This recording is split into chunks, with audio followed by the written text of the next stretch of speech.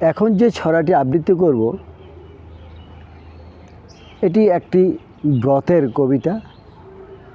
সুন্দর জীবন, প্রতিটা মানুষের জীবনেই একটা নৈতিক আদর্শ, সুন্দর জীবন গঠনের জন্য ব্রত থাকা উচিত।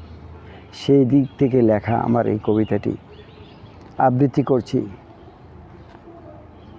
যে পথ আমার জীবন রাঙাবে সে পথেই সদা চলি।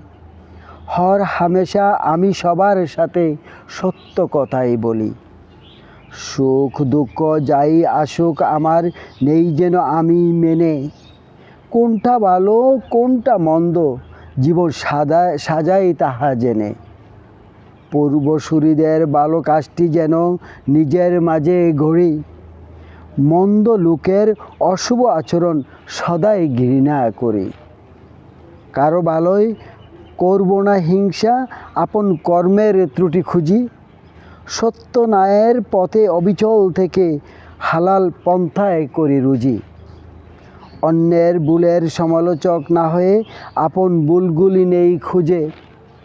আল্লাহর দেখানো সরল পথটি ধরে যেন সর্বদা চলি বুঝে বুঝে। প্রিয় বন্ধুরা, নৈতিক আদর্শ চরিত্র একটা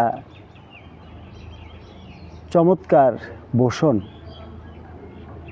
আমাদের প্রত্যেকের মনে সেই ব্রতটা জন্ম নেয়। ধন্যবাদ সবাইকে।